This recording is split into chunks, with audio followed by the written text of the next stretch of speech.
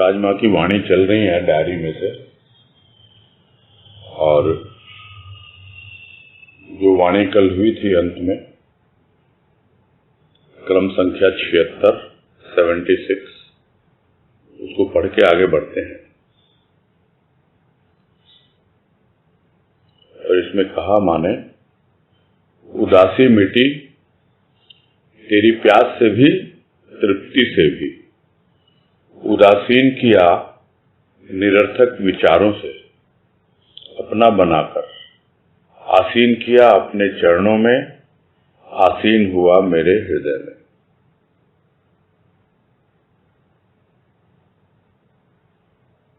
संक्षेप में फिर से यही समझ लेते हैं जो भाव था कि जब तक भक्त अपने आप को उसके चरणों में समर्पित करता नहीं है, चरणों में आसीन नहीं करता है, तब तक इसके हृदय में वो आसीन नहीं होता है। अब एक बार हृदय में आसीन हो जाता है तो भी क्या प्यास बुझ जाती है, किंतु हाँ, उदासी मिट जाती है। तो प्यास और तृप्ति ये चलती रहती है, ये आध्यात्मिक जीवन का एक हिस्सा है।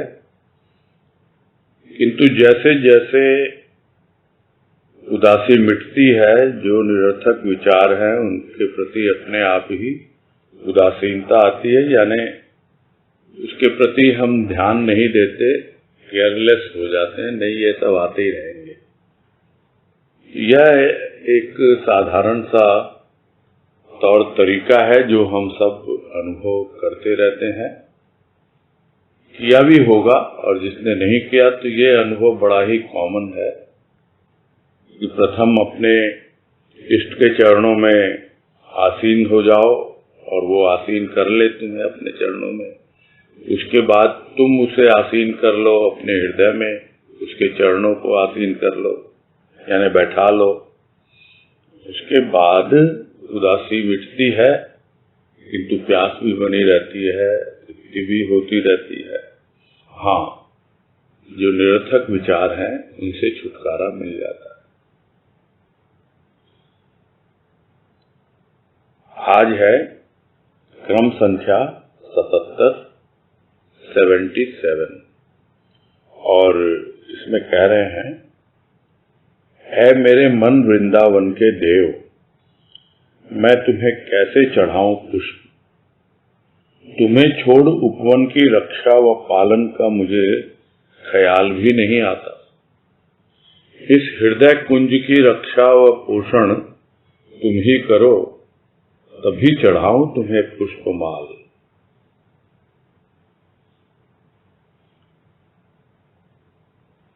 यहाँ पर मन को वृंदावन का रूप लिया गया है, और वृंदावन यानी एकदम घना वन, और वृंदावन स्थान का भी नाम है, भूमि का नाम है, जहाँ कृष्ण अपनी लीलाएं करते रहे, रास लीला।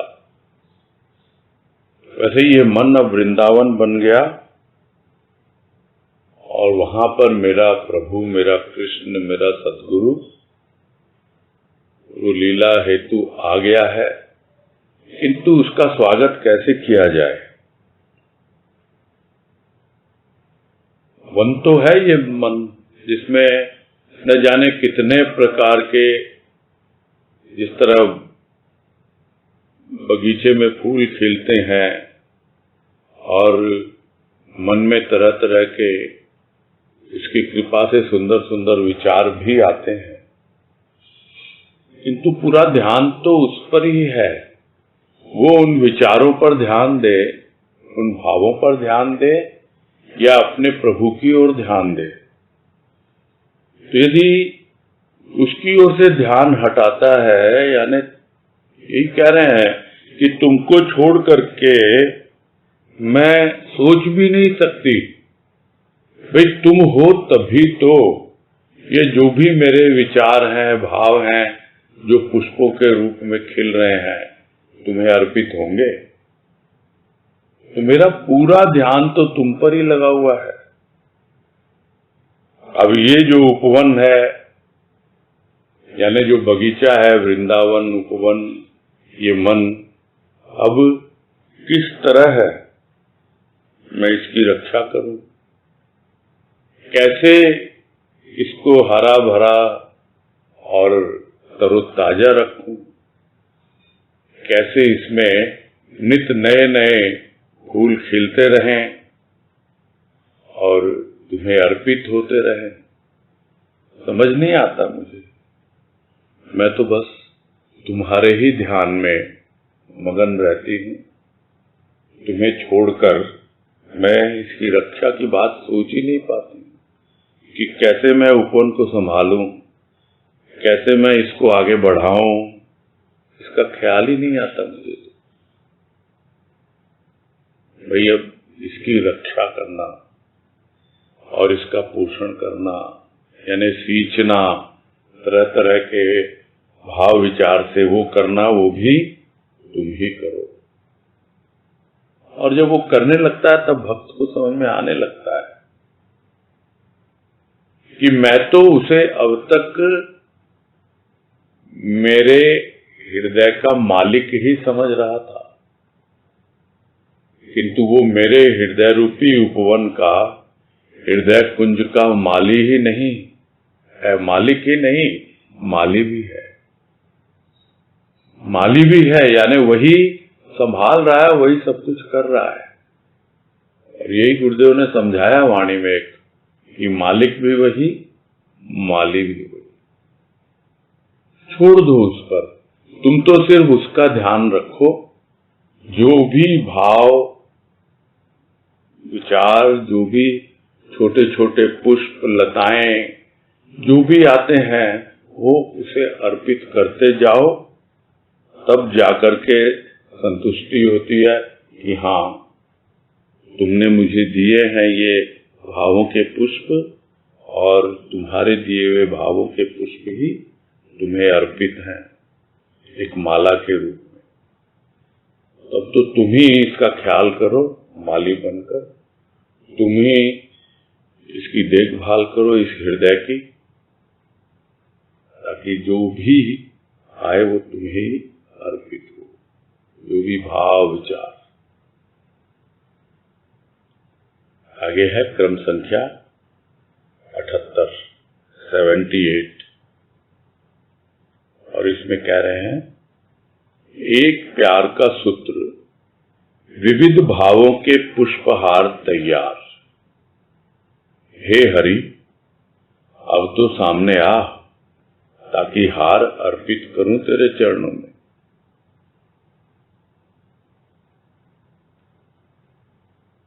तो प्यार दिया है तूने, और उस प्यार के धागे में न जाने कितने प्रकार के भावों को पिरो करके एक माला तैयार की गई है।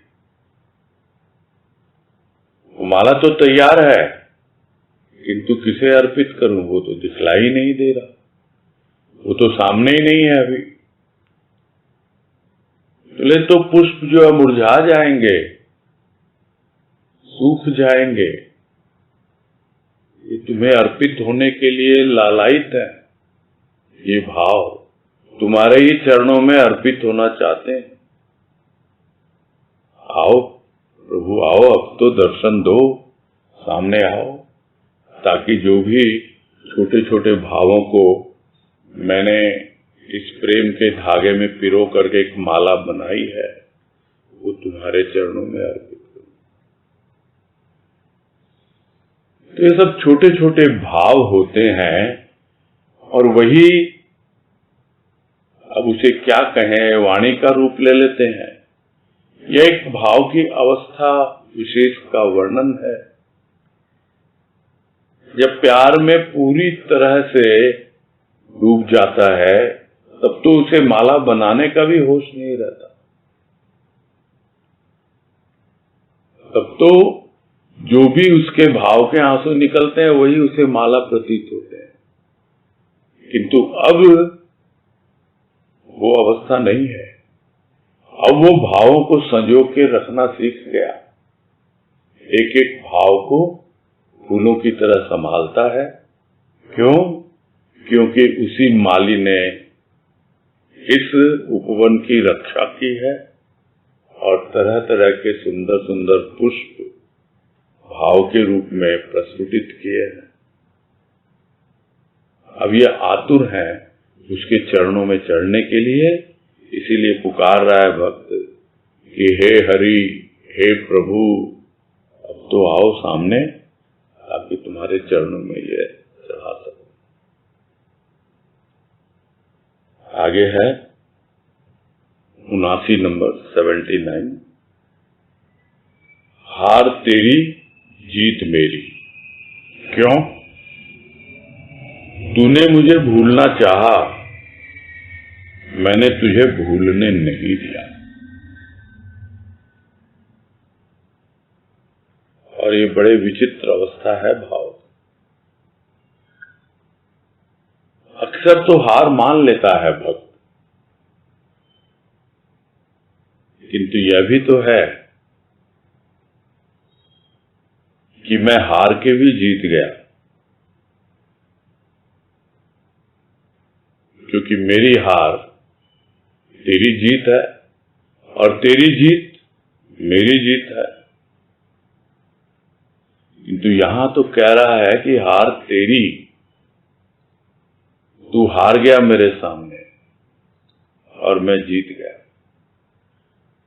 क्यों जीत गया और क्यों तुझे कह रहा हूं कि तू हार गया? क्योंकि तुम तो बड़े व्यस्त रहते हो, तुम्हारे न जाने कितने ही भक्त हैं, कभी यहां कभी वहां, तुम्हें फुर्सत कहां है? मैं तो प्रेम के सूत्र में भावों की माला बना करके तैयार बैठी हूं और तुमको पुकार रही हूं, तुम मुझे भूल गए, आ ही नहीं रहे हो। तो तूने तो मुझे भूलना चाहा, मुझे इग्नोर करते रहे, मेरी ओर ध्यान ही नहीं देते रहे, किंतु मैंने पुकार पुकार के तुमको प्रस्तुत कर ही दिया, बुला ही लिया, भूलने नहीं दिया तुमको। तुमने तो बहुत प्रयास किया कि भाई ठीक है, इसको इग्नोर करो, ध्यान मत दो, किंतु मेरी पुकार में उतनी शक्ति थी कि तू मुझे भूल नहीं पाया। भूलना तो चाहा तुमने, किंतु मैंने तुझे भूलने नहीं दिया और तू सामने आ गया मेरे। अब मैं तेरे चरणों में उन भावों के फूल जो माला पिरो के रखे हैं प्रेम के धागे में, वो प्रस्तुत कर रही हूं। आगे है क्रमांक 80 और इसमें कह रहे हैं, भूल सूल थी जब तक प्रभु न था, भूल फूल बन गई जब प्रभु आया।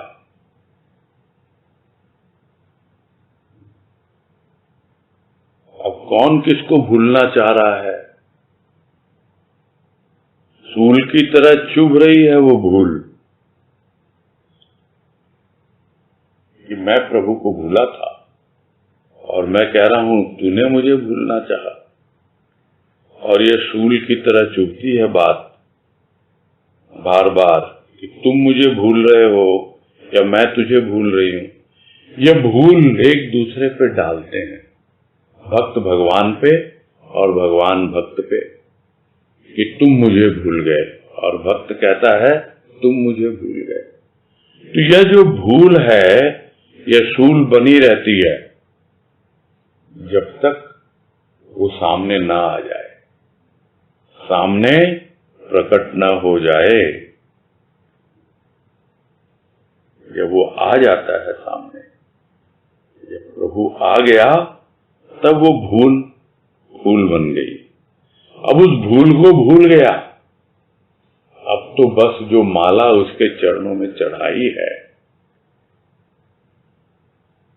प्रेम और भाव की माला, वो जो फूल है वही सामने दिखलाई देते हैं। वो भूल अब फूल बन गई जब सामने प्रभु आया, नहीं तो शूल की तरह चुभ रही थी, क्योंकि अपनी भूल स्वीकार करना बहुत कठिन होता है। वो सामने वाले को ही उलाहना देता रहता है, तू मुझे भूल गया, तू तो बहुत व्यस्त है ना, तुम्हारे तो इतने भक्त हैं, तुमको फुर्सत कहाँ है मेरे लिए। अब भूला कौन है? जो भी भूला वो चुभती है, बात कांटे की तरह चुभती है, किंतु जब वो सामने आ जाता है तो सब कुछ भूल जाता है और इतना आनंदित और प्रसन्न चित्त हो जाता है कि एकदम फूला नहीं समाता, और जो भी उसने अपने भावों के पुष्प पिरो के रखे हैं प्रेम के धागे में, वो प्रभु के चरणों में अर्पित कर देता है। आगे है क्रम संख्या 81,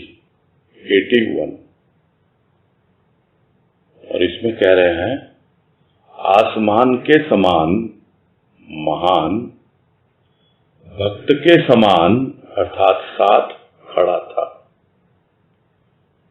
झुका भक्त वंदन के हेतु,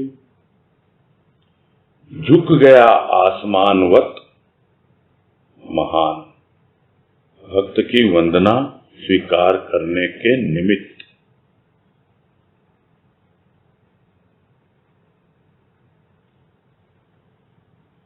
आसमान कितना महान है वो तो हम सब जानते हैं, और उसी के समान यानी उसी की तरह है।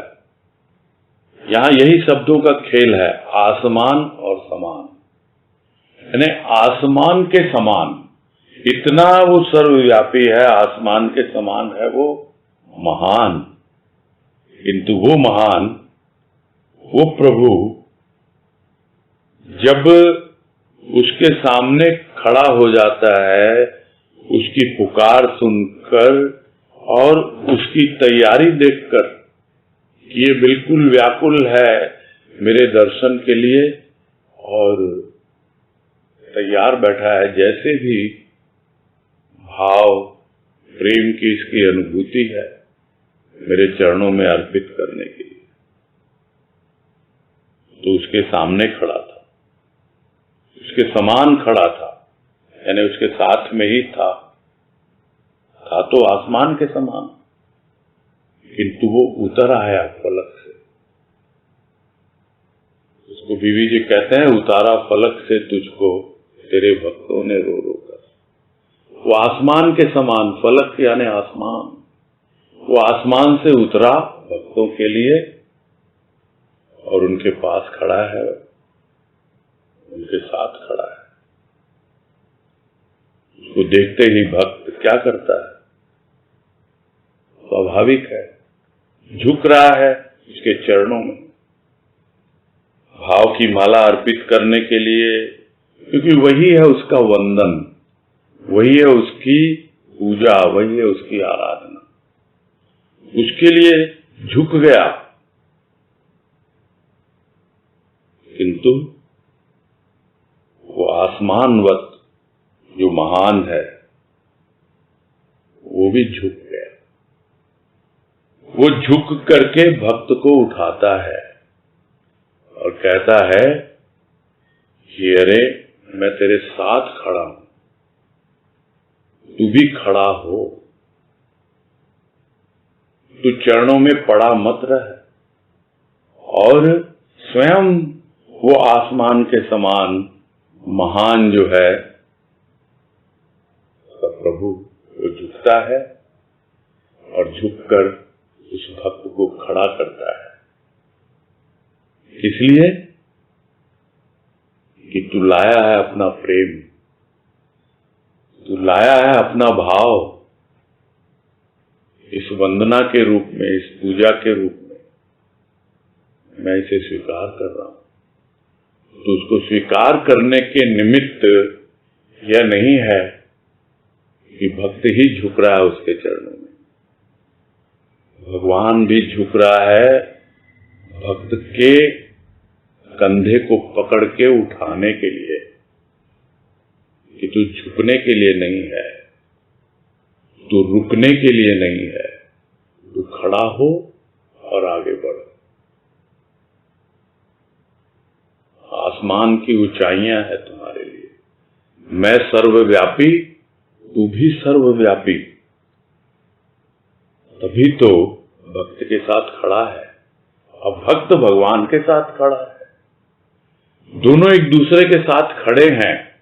अब देखें भावों की उड़ान कौन से आसमान में लेके जाती है।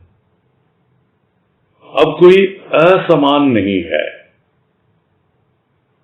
यानी छोटा बड़ा नहीं है, अब दोनों समान हैं, एक जैसे हैं, दोनों एक साथ खड़े हैं। और यदि कहा जाए एक दूसरे से गले मिल रहे हैं, क्योंकि भक्त तो गदगद हो जाता है इस अवस्था का भावों में अनुभव करके, उसका प्रभु उसे गले लगा रहा है, चरणों से उठा करके अपने हाथों खड़ा कर रहा है। अब देखिए भावों की उड़ान, अब वो आसमान वाला इसके साथ रहता है ताकि भक्त पूरी तरह उसके ही समान बन जाए, उसके ही जैसा बन जाए, और या फिर वो उसे अपने साथ ही ले जाता है उस भाव की उड़ान में आसमान की ओर। तो चाहे वो चले जमीन पर तो भी वो उसके साथ, चाहे वो उड़े आसमान में तो भी वो उसके साथ। क्यों? क्योंकि जो झुका वो कब रुका। यही तो कहते हैं गुरुदेव कि झुका कब रुका। और जिसको झुकना आ गया वो रुकेगा नहीं, वो घुटनों के बल भी नहीं चलेगा, खड़ा होके चलता है वो। और रुकने का मतलब ये नहीं कि सिर्फ पैदल ही चलता है, रुका नहीं रहता। उसकी स्थिति परिस्थिति, उसके भाव विचार उत्तरोत्तर दिनों दिन ऊंचाइयों को छूने लगते हैं। ये है उस महान की कृपा।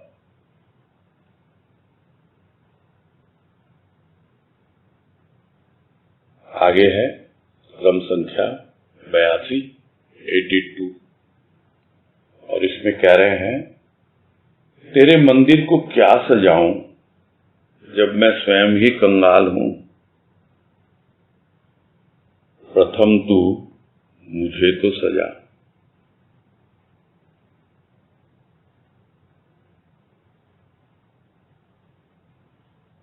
ये हृदय तेरा मंदिर है। अब मेरे पास कुछ है ही नहीं, न कोई भाव है न विचार है,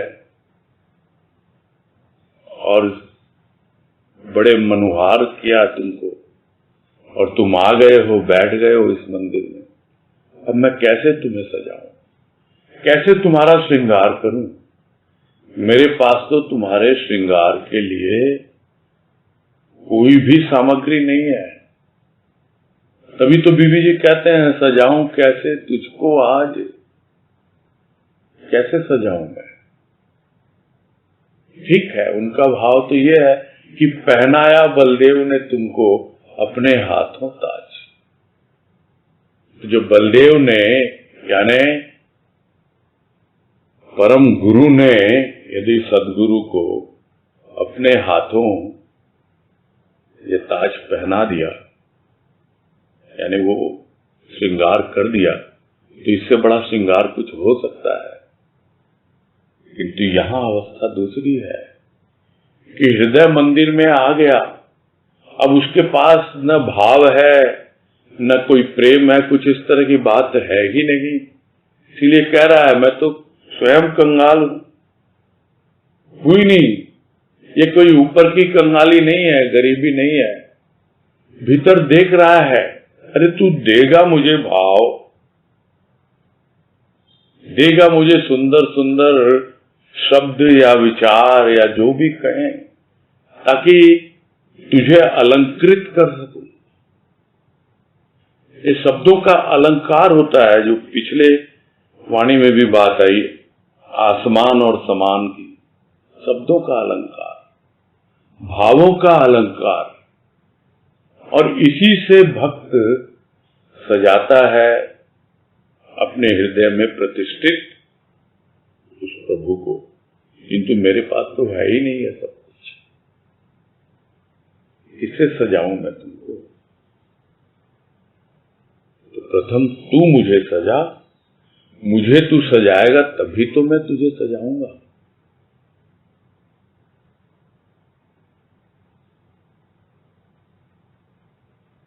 भजन की पंक्तियां याद आ रही, सोए साजों को बजा, मेरे अंतर को सजा, मैं संवारूंगा तुझे, भाव से भर दे मुझे, प्रभु अब मान भी जा, मेरे अंतर को सजा। जब तक प्रभु उसके अंतर को नहीं सजाता, तब तक क्या वो प्रभु को सजा सकता है? उसके अंदर आके बैठ तो गया, किंतु उसके पास कुछ है ही नहीं सजाने को। तो उसको संवारूंगा, सजाऊंगा, इससे भाव से भर देगा तू, तब अपने आप तुम्हें सजाऊंगा, संवारूंगा। तो प्रथम तू मुझे सजा, यही तो भक्त की पुकार है कि तुम आओ और मुझे सजाओ। और मुझे सजाओगे तो मैं अपने आप ही तुम्हें सजा दूंगा। ऐसा होता ही नहीं है कि जो कुछ मिला है भक्त को वो अपने प्रभु को अर्पित न करे। जिसके पास जो भी है, कोई कहे भाई नहीं हमारे पास तो बहुत रुपए पैसे हैं, हम कोई कंगाल थोड़े हैं, और उसी के दिए हुए हैं, तो वो रुपए पैसों से ही उसको सजाता है, फूल खरीद के लाता है बाजार से। तो यह तो स्थूल का श्रृंगार है, यहां सूक्ष्म का श्रृंगार करना चाह रहा है, सजाना चाह रहा है अपने हृदय मंदिर को, और वो अपना नहीं है, वो प्रभु का मंदिर। तो तेरे मंदिर को सजाऊं, कैसे सजाऊं? तू मुझे सजाएगा तभी मैं तुझे सजा पाऊंगा।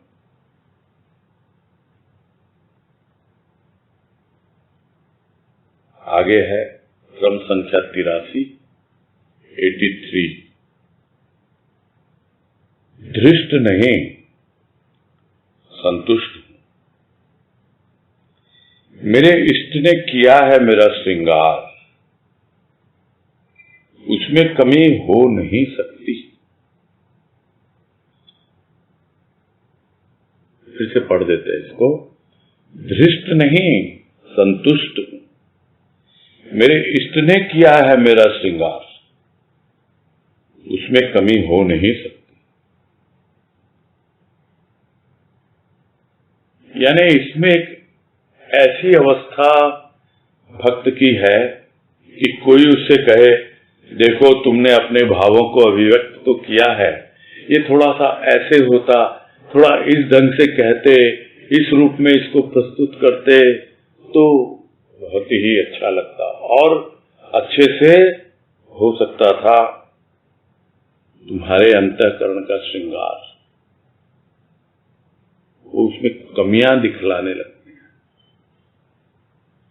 भक्त को पता है कि उसमें कमी नहीं हो सकती। क्यों नहीं हो सकती?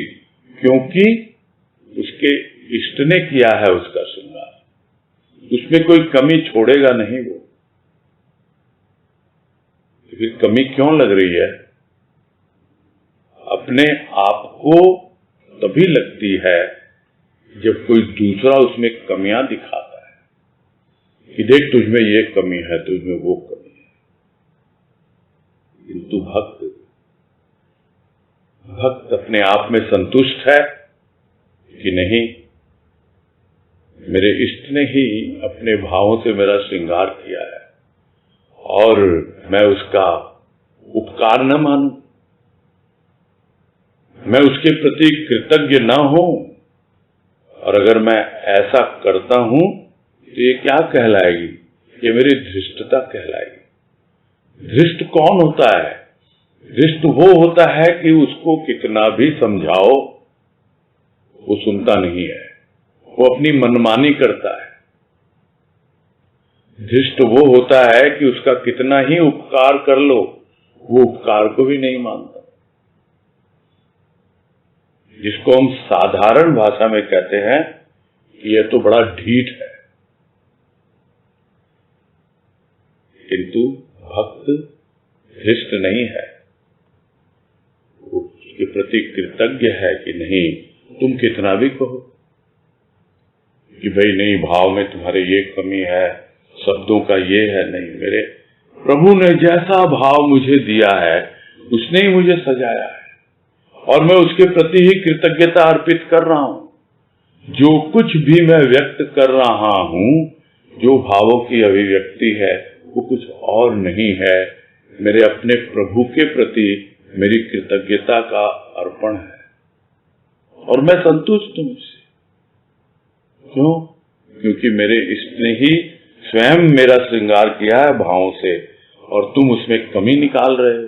कमी हो ही नहीं सकती, क्योंकि मुझे पता है उसमें कमी नहीं है। ठीक, मुझमें कमी हो सकती है। अब मैं कितना खूबसूरत हूं, वो तो मैं जैसा हूं वैसा हूं, किंतु श्रृंगार में कोई कमी नहीं है। वो श्रृंगार खूबसूरती को बढ़ाने के लिए होता है। तो अपनी जितनी भीतर की खूबसूरती बढ़ती जाती है, उतना ही जितना श्रृंगार इष्ट करता है भावों से और उसमें निखार आता चला जाता है। किसी और को बोलने की आवश्यकता नहीं होती। कोई अगर यह सोच के बैठ जाए कि नहीं भाई, मैं तो बिल्कुल भी सुंदर नहीं हूं, दर्पण में देखा अपना चेहरा, स्थूल रूप में देखता नहीं, मैं सुंदर नहीं हूं, किंतु जब भीतर अपने भाव देखता है, विचार देखता है और सद्गुरु की कृपा देखता है, तब उसे लगता है नहीं, मैं तो बहुत सुंदर हूं। कौन कहता है मुझे मैं सुंदर नहीं? मैं सुंदर हूं। तो दूसरे को क्या इतना पता होता है? खुद को पता होता है कि मैं सुंदर हूं या नहीं। दूसरे को बोलते रहो भाई कि दिल को देखो, चेहरा न देखो, लेकिन फिर भी लोग तो चेहरा ही देखते हैं और चेहरा देख के ही टीका निकालते हैं। एक मुहावरा है, चेहरा देख के टीका निकालना। दिल नहीं देखते, स्थूल में देखते हैं, मेरा इससे कितना काम बनेगा। उसके भाव को नहीं देखते, उसके विचार को नहीं देखते, उसके भीतर जो भावों से उसके प्रभु ने श्रृंगार किया है उसकी ओर ध्यान नहीं जाता। फिर बाहर देखते हैं कि इससे मेरा कितना स्वार्थ सिद्ध हो सकता है, मेरा कितना काम इससे बन सकता है, और उसी के अनुसार उससे अपना संबंध रखते हैं। और जब वो उसकी सुनते नहीं तो बोलते हैं अरे इनको तो कोई फर्क ही नहीं पड़ता, ये तो बड़े धृष्ट हैं, बहुत अड़ियल किस्म के इंसान है, तो खड़ूस है, तो इन पे कोई असर ही नहीं होता, हम इतना बोलते हैं, ये अपनी राह चले जाते हैं। किंतु उसको पता होता है कि मैं भीतर से जैसा हूं बहुत सुंदर हूं, मेरे प्रभु ने मेरा श्रृंगार किया है, अपने हाथों से मुझे सजाया है, इसमें कोई कमी निकाले, कमी हो ही नहीं सकती उसमें। और अगर मैं उसको मान लेता हूं कमी है, तब ये मेरी प्रभु के प्रति दृष्टता कहलाएगी। आगे है क्रमांक 84, 84।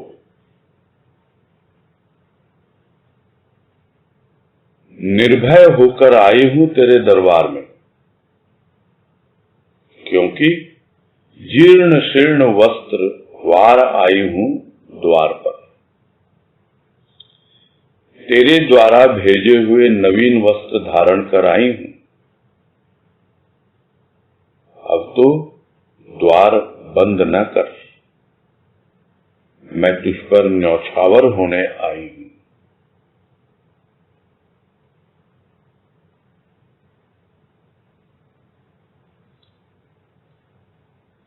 ये पराकाष्ठा है, ये समर्पण की पराकाष्ठा है। बस यही एक अंतिम अवस्था बनती है जब प्रभु संपूर्ण रूप से उसकी जिम्मेवारी उठाना प्रारंभ कर देता है कि अब मुझे किसी का भय नहीं है, किसी का भय नहीं है। निर्भय होकर आई हूं तुम्हारे पास, क्योंकि तुमने बार बार कहा जब तक तुम्हारे जो पुराने मान्यताएं हैं, तुम्हारे जीर्ण शीर्ण विचार हैं, तुम्हारे जो कुछ भी वस्त्र तुमने धारण कर रखे हैं, ये इस तरह से जो पता नहीं कितने जन्म जन्मांतर से तुमने पहन रखे हैं विचारों के रूप में, जब तक इनको नहीं छोड़ोगी और ऐसे ही आ जाओगी तो फिर कैसे स्वीकार करूंगा मैं? अब मैं सब छोड़ के आई हूं। अभी इतनी हिम्मत नहीं कि तुम्हारे द्वार पर निर्वस्त्र हो पाऊं। इसीलिए तुमने जो वस्त्र मुझे भेजे थे, कौन से वस्त्र?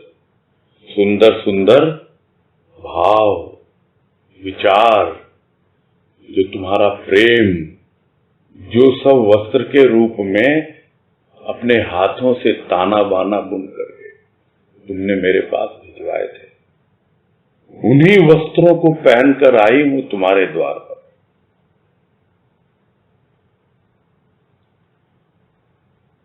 अब मत लौटाओ।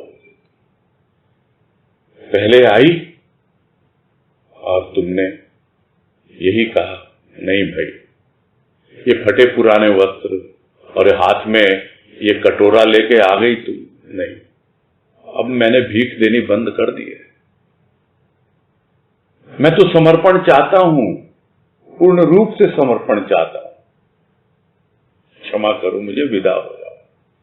कितनी ही बार इस रूप में भक्त आता है और फिर लौट जाता है, उसका प्रभु स्वीकार नहीं करता, क्योंकि लेके आया वही पुराने जीर्ण शीर्ण वस्त्र, वही भयभीत होकर डरता हुआ कि अब मेरा क्या होगा आगे अगर मैं अपना पूरा जीवन अपने प्रभु को समर्पित कर दूंगा। किंतु अब प्रस्तुति अलग है। यही तो है समर्पण, और यही उसकी फाइनल स्टेज है कि अब मैं आई हूं नवीन वस्त्र धारण करके, अब द्वार बंद न करो भाई।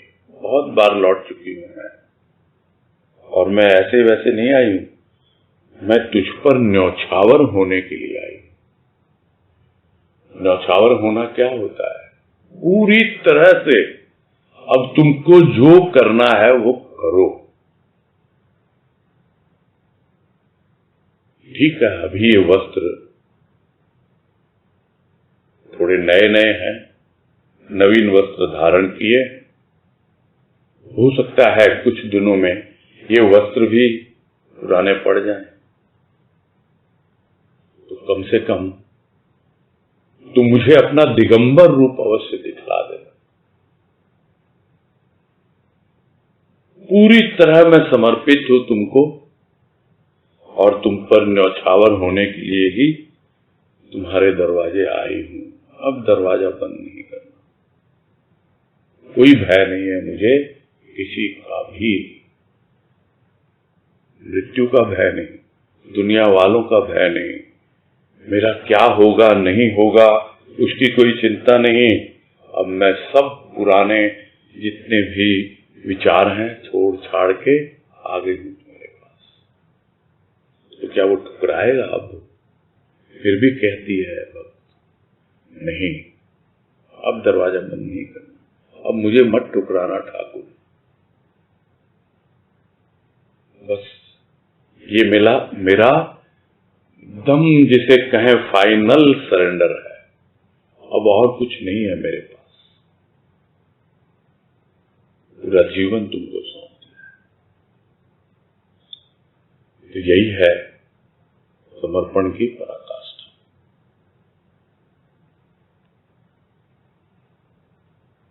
आगे है क्रमांक 85 और इसमें कह रहे हैं, क्षण क्षण कलप रहे हूं तुझे पाने के लिए, अब तो मेरी कल्पना को साकार करो प्रभु।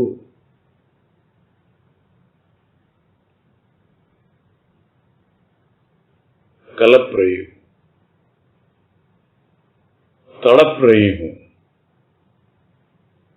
व्याकुल हो रही हूं, एक एक क्षण मेरे लिए भारी पड़ रहा है। किसके लिए? तुझे पाने के लिए। बस तुम मिल जाओ मुझे। मैंने बहुत कल्पना की है तुम्हारे बारे में, तुम ऐसे होगे वैसे होगे। कोई बात नहीं, तुम जैसे भी हो सामने आओ, और तुम तो कोई भी रूप धारण कर सकते हो। अगर मैंने तुम्हें राम के रूप में समझा है तो तुम राम बन के आ जाओ, मेरी कल्पना को साकार करो। यदि मैंने तुमको कृष्ण बन के रूप में समझा है तो कृष्ण बन के आओ। आओ और आओ, मेरी कल्पना को साकार करो प्रभु, और मुझे बतलाओ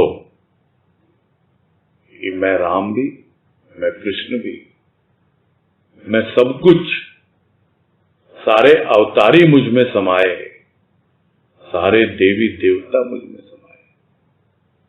मैं तुम्हारा सतगुरु, मैं तुम्हारा प्रभु। प्रत्येक क्षण इसी व्याकुलता में बीत रहा है, अब और सहा नहीं जा रहा है। कलप रही हूं और कल्पना को साकार करो, और तुम ही कर सकते हो, कोई और नहीं। और इसी को आगे कह रहे हैं 86 नंबर 86 में कि कल्पना नहीं, यह प्रभु के लिए कल्पना है, जिसमें बुद्धि का उद्वेग नहीं, हृदय की आहें हैं। ये जिसको कल्पना को साकार करो वो कल्पना नहीं है, वो कल्पना है। कल्पना यानी उसके प्रति व्याकुल होना, उसके प्रति इतना विरह जाग जाना कि अब रहा नहीं जाता। बार बार हिचकियां उठती हैं, बार बार हृदय से आहें निकलती है। क्या कहे, सुबकते सुबकते रोते रोते हालत खराब, कलप रही है प्रभु के लिए। और कोई समझे ये कल्पना है, नहीं, ये कल्पना है। ये अवस्था बन जाती है भक्ति की। और ये भी समझे कोई, ये तो कुछ बुद्धि में ऐसा कोई उद्वेग आ गया, जिसको कहते हैं, इसको कोई फितूर चढ़ गया।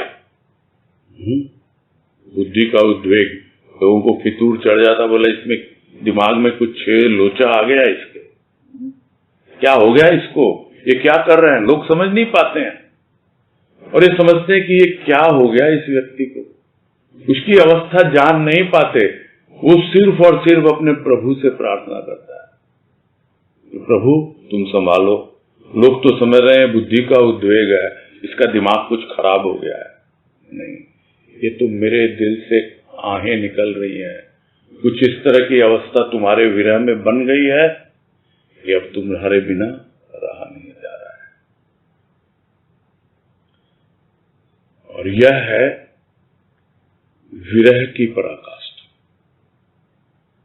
लोग समझे ना कि ये कल्पना में जी रहा है, ये प्रभु के विरह में जी रहा है, आहें भर रहा है, आंसू बहा रहा है। भले ही ये समझे लोग कि भाई ये तो पता नहीं कहीं पागल तो नहीं हो गया, इसका दिमाग तो खराब नहीं हो गया, कोई कुछ भी समझता है, किंतु वो जानता है, भक्त जानता है और उसका प्रभु जानता है। आगे है क्रम संख्या 87, 87। इसमें कह रहे हैं, पत्थर हूं तो क्या हुआ, तेरे पग चिन्ह को चूमने के लिए तेरे मंदिर की सीढ़ी में लग जाऊंगी।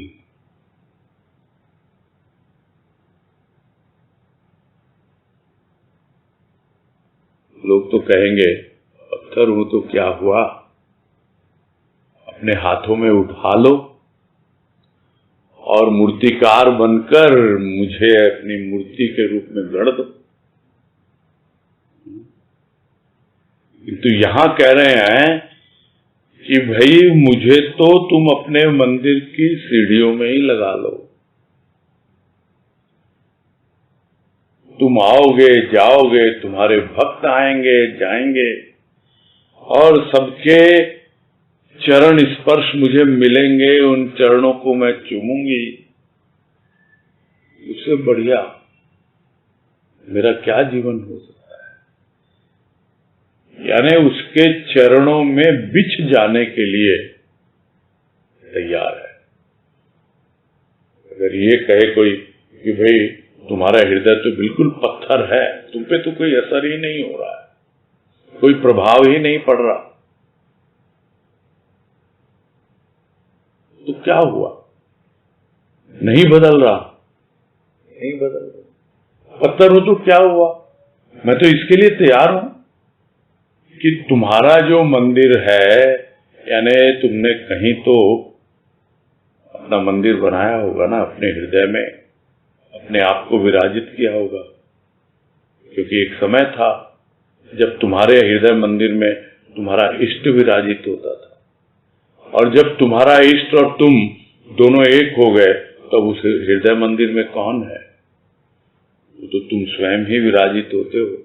अब तुम्हारा क्या रूप है नहीं है वो तो तुम ही जानो। किंतु मेरा हृदय यदि पत्थर है, बस मैं तुम्हारे साथ साथ रहना चाहती हूं, तुम्हारे करीब रहना चाहती हूं, ताकि जब भी तुम नीचे ऊपर उतरो, हृदय मंदिर क्या है तुम्हारा? तुम्हारा स्थान है वो। जब भी घर अपने आओ जाओ, तुम्हारे चरणों को चूमूं मैं। तुम्हारा चरण जो है मेरे हृदय को स्पर्श करे, जो पत्थर की तरह है। मैं इसको लेके ज्यादा सोचता नहीं कि यदि मेरा हृदय पत्थर है तो क्या हुआ। जब तुम्हारे चरण पड़ेंगे तो अपने आप ही उन चरणों की छाप कहीं न कहीं पड़ ही जाएगी। भाई पत्थर को घिसते घिसते जब रस्सी जो है कुएं से जल निकालते हैं, उससे भी निशान पड़ जाती है। तो क्या इस पत्थर दिल पर तुम्हारे चरणों के निशान नहीं पड़ेंगे? बिल्कुल पड़ेंगे। इन चरणों को चूमते चूमते अपने आप ही बस सीढ़ियां हैं, लोग चढ़ते हैं, मैं भी उसकी एक पायदान बन जाऊंगी। तुम भी आओगे जाओगे और तुम्हारे भक्त भी आएंगे जाएंगे, मेरा जीवन तो धन्य हो जाए। तो भाव की एक अलग ही अवस्था है ये, कि जैसे भी तुम रखो, बस मैं तो तुम्हारे पास रहना चाहती हूं। जिस अवस्था में भी तुम रखो, मुझे छोड़ नहीं सकते। पत्थर कहते हो, कोई बात नहीं, लग जाऊंगी सीढ़ियों में, तुम्हारे चरणों का स्पर्श तो मिलेगा आपको। तो ये अवस्था होती है। आगे है क्रमांक 88।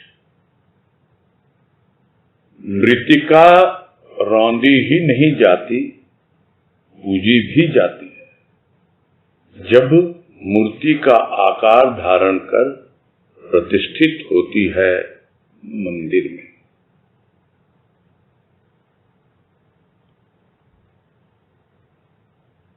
मृत्तिका यानी मिट्टी,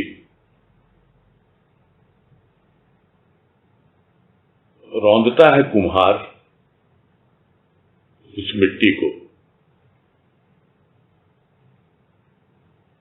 और ज्यादातर देखा गया है कि कुम्हार मिट्टी को रौंदता है अपने पैरों तले, पैरों से रौंदा जाता है। रौंदने का मतलब ही होता है कि पैरों से रौंदा गया। तो रौंदी ही नहीं जाती वो मिट्टी कुम्हार के द्वारा।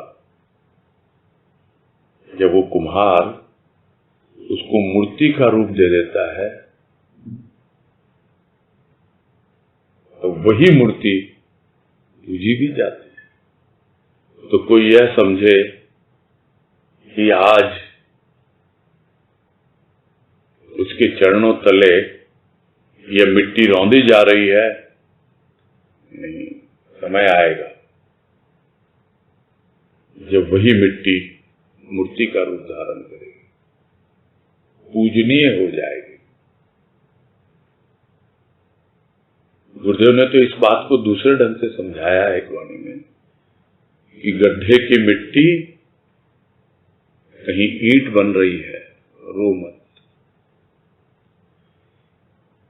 ईंट बन रही है यानी काम आएगी वो, अभी गड्ढे की मिट्टी लग रही है।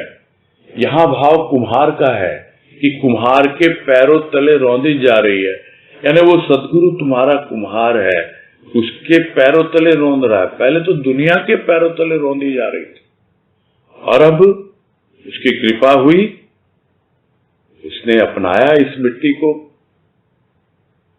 और रौंदा अपने पैरों से,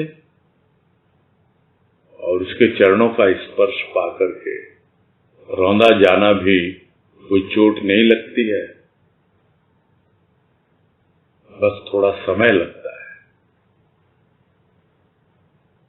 रौंदे जाने में और मूर्ति का आकार धारण करने में।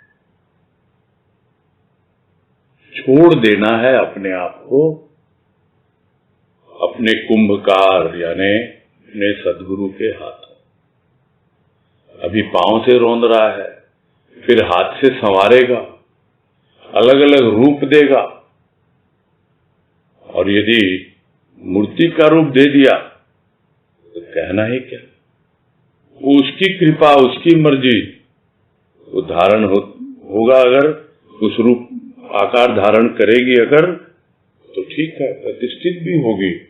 तो तुम नहीं जानते, तुम आज एक मिट्टी के रूप में हो, मृत्तिका, मृदा, कुछ भी कहें, ये सब मिट्टी के पर्यायवाची शब्द है।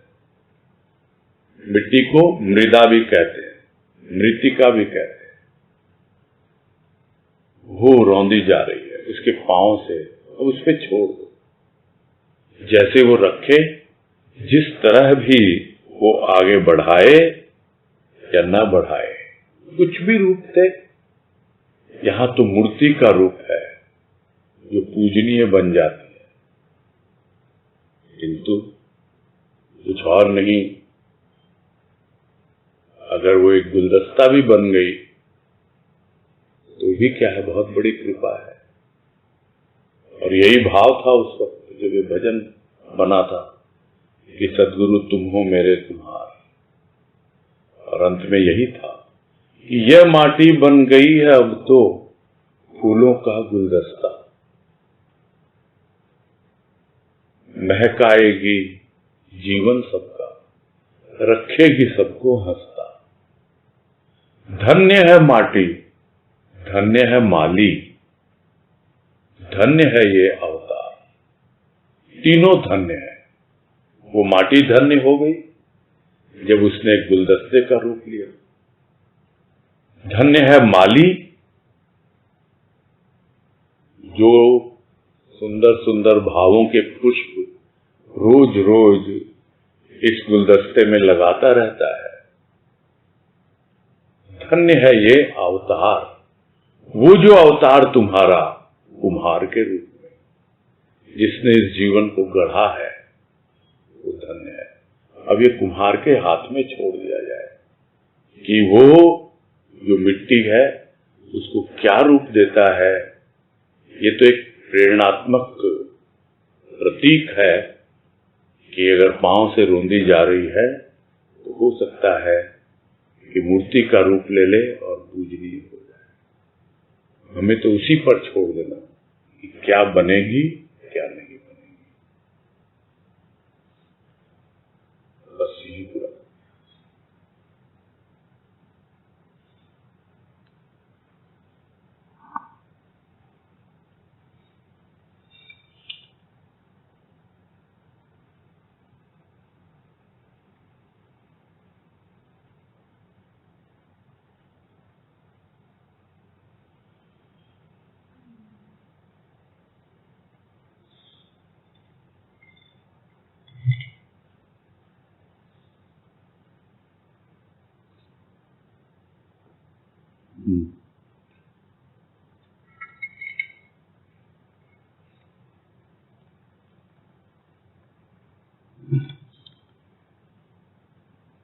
अब इतने दिनों से चल रही है ये वाणी है, नहीं कोई कुछ बोल नहीं रहा इसलिए मैं बोलने लग गया, कोई हैंड रेज भी नहीं है। ये तरह तरह के भाव आते और जो बात बार बार कही जाती है कि ये इतना आसान नहीं होता स्विच ऑफ और स्विच ऑन करना, क्योंकि एक भाव से दूसरे भाव में जाना ये कितना कठिन कार्य होता है। ये तो बहुत बड़ी कृपा होती है गुरुदेव की कि हम सब समझ पा रहे हैं अलग अलग अवस्थाओं में राजमां के क्या क्या भाव रहे, और ये सब चीजें अभी तक कहीं भी प्रकाशित हुई नहीं है, लोगों के सामने आई नहीं है। और जब इस तरह की बात आई तो मैं तो बहुत बड़ी कृपा मानता हूं कि आज उनकी डायरी हमारे सामने है और हम उनके भावों के उद्गार जो भी हैं उनमें अवगाहन कर रहे हैं, इसमें स्नान कर रहे हैं, डूब रहे हैं, उतरा रहे हैं, तैर रहे हैं, खूब आनंद उठा रहे हैं। ये बहुत बड़ी कृपा है। ठीक है, फिर पूरा करते हैं।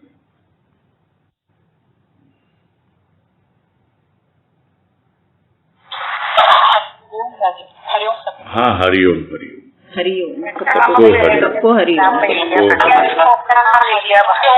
हाँ हरिओम हरिओम हरिओम हरिओम।